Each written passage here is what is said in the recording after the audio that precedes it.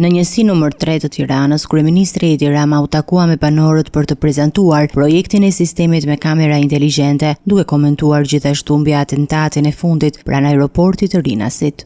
Nëse do të kishim atë sistem në këmbë, ajo ngjarje e Rinasit që ndodhi do të ishte zbardhur në kohë reale. Po nuk është problemi tek zbardhja. Problemi është që në momentin që ai sistem funksionon, parandalon, siç e ka treguar rasti në Emirate apo në vende të tjera që kanë sisteme të tilla, parandalon në mënyrë jashtëzakonisht efikase. Ne jo vetëm që do ta kemi këtë sistem, por do t'i shohim hajrin edhe besoj që do na ndihmojë edhe për shqetësimin shumë të drejtë që ngritet. Drejtimi i bashkisë më të madhe në vend nuk pun të bëhet me delegim, tha Rama duke u referuar vendimit të gjykatës kushtetuese për kryebashkiakun Erion Veliaj. Asnjë qytet nuk mund të qeveriset me telekomand apo me delegim, por mendimi ndryshe i gjykatës kushtetuese të çon në konkluzionin që kur kryetari i bashkisë të shkojë atje për të kërkuar të kthehet në zyrë, gjykata kushtetuese ta kthejë në zyrë. Gjatë fjalës së tij, kryeministri nuk kurseu ironin për opozitën dhe kandidatin e pavarur në kryeqytet, ndërsa konfirmoi se kandidatura e Partisë Socialiste mbetet Ogerta Manastirliu.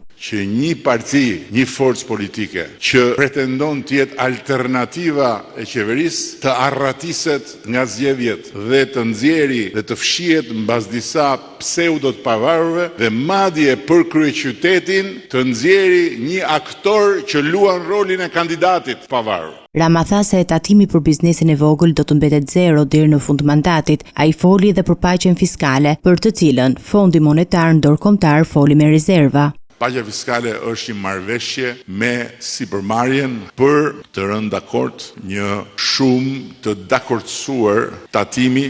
Nga ana tjetër do japim mundësi kompanive që të rishikojnë bilancet e tyre dhe të korrigjojnë bilancet e 3 viteve të mëparshme, duke bërë që për çdo bilanc të korrigjuar me rritje, tatimi që ata do të paguajnë të jetë vetëm 5%.